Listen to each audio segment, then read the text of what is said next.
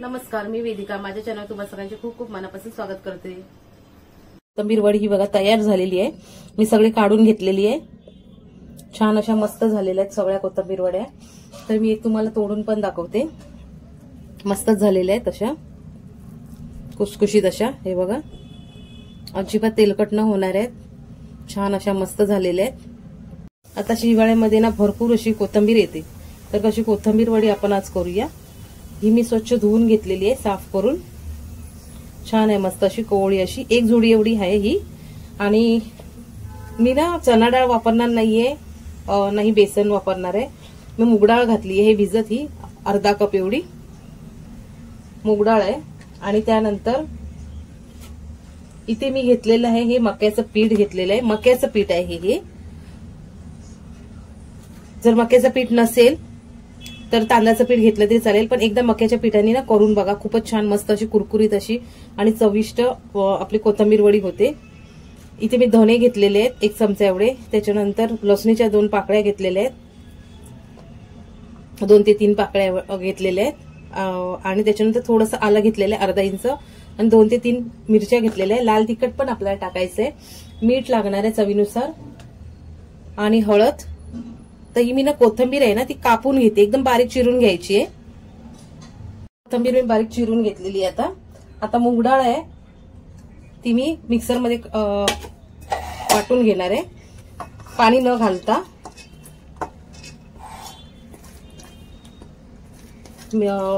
थोडंसं आलं लसूण घालणार आहे, मिरची वगैरे.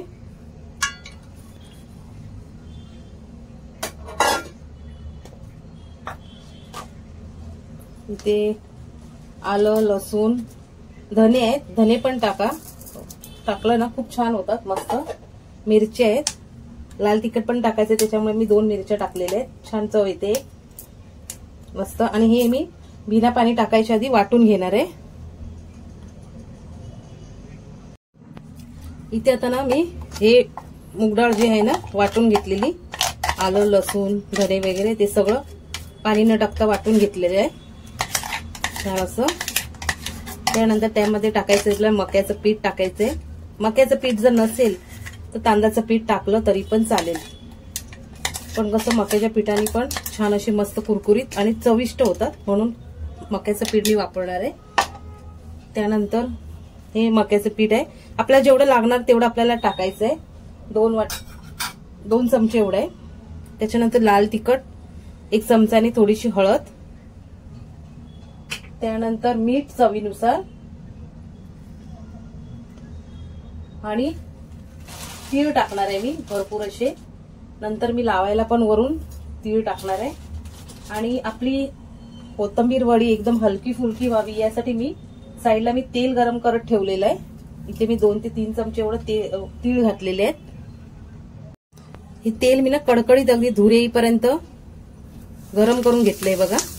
याने काय होणार आहे, आपली जी कोथिंबीर वडी आहे ना एकदम हलकी फुलकी होणार आहे. यामध्ये नाही आपण सोडा घालायचा, नाही इनो घालायचंय. आता हे छान असं मस्त मिक्स करून घ्यायचं. गरम तेल आहे म्हणून मी हाताने नाही करत आहे. आता जर यामध्ये आपल्याला लागलं तर आपण पीठ मिक्स करायचंय. छान एक असा गोळा बनवून घ्यायचा त्याचा. एका साईडला मी इडली पात्र जे आहे ना ते पण तुम्ही ज्याच्यामध्ये स्टीम देणार आहे कोथिंबीर वडी उकडणार आहे ते गरम करत ठेवायचंय. आता यामध्ये मी थोडंसं अजून मी पीठ घालते.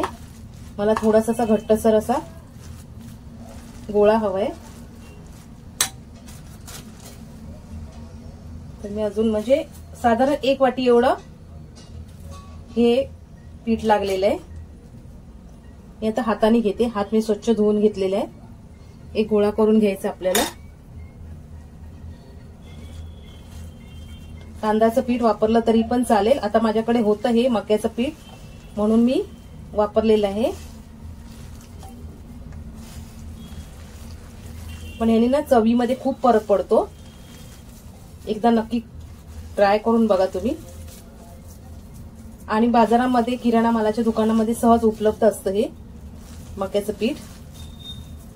तर हे बघा हे मी असं मिक्स करून घेतलेलं आहे. आणि आपण जे तेल गरम करून टाकलंय ना त्याने आपली कोथिंबीर वडी आहे ना हलकी फुलकी एकदम पोकळ आतून होणार आहे. आपण यामध्ये काहीच टाकलेलं नाहीये. तर मला साधारण असं हवंय. इथे मी ना हे शेंगदाणे घालायला विसरलेली हे बघा, काढून ठेवलेले शेंगदाणे साईडला. शेंगदाणे नाही तर भाजकी चणा डाळ असते ना ती टाकली ना तर खूप छान मस्त होतात. तर मी ही थोडीशी अर्धी वाटी एवढी, असेच आहेत, कच्चेच आहेत, भाजलेले नाहीयेत, असेच टाकणार आहे.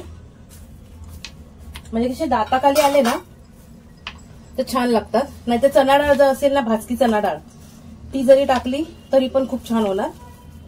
मस्त दाताखाली येतात आणि खूप छान लागते. तर मग घेतले. आता हे असं पसरवून घ्यायचंय पातळ.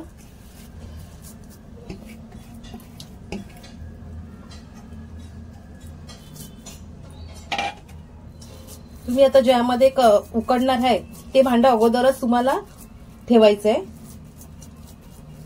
पाणी तापत त्याच्यामध्ये.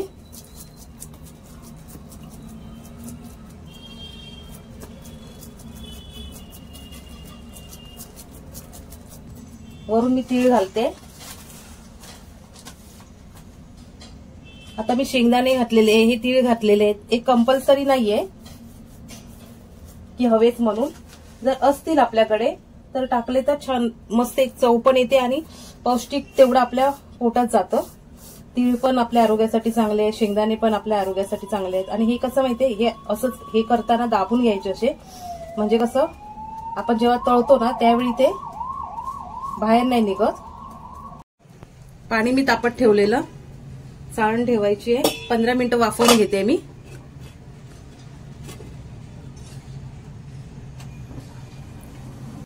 तरी वाफवून घेतलेली वडी पण बघा किती छान अशी मस्तपैकी निघून येते.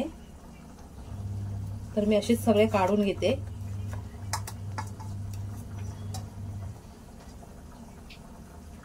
छान अशी झालेली आहेत. कोथिंबीर वडी इथे भाजून घेऊया आपण. आता शॅलो फ्राय करून घेणार आहे. थोडंसं तेल घालायचंय, जास्त तेल नाही घालायचंय.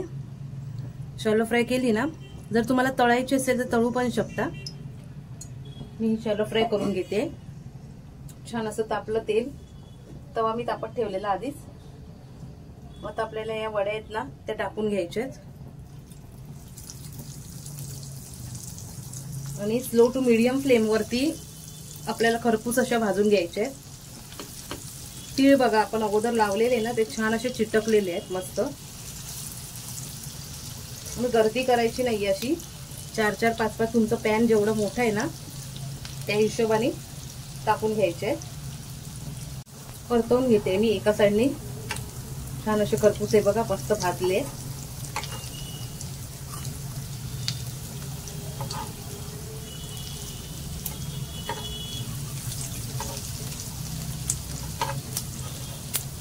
दुसरी साईड पण मी अशीच भाजून घेते आणि सगळ्या वड्या ना अशाच भाजून घेणार आहे. एकदम कमी तेलामध्ये लो टू मीडियम फ्लेम ठेवणार आहे आणि भाजून घेणार आहे छान अशा खरपूस. करपवायच्या पण नाहीत आपल्याला. आजपर्यंत छान अशा भाजल्या गेल्या पाहिजेत त्या. तर ह्या मी तशा भाजून घेते सगळ्या. फ्लेम लक्षात ठेवायची आपल्याला कशी हवी आहे ती.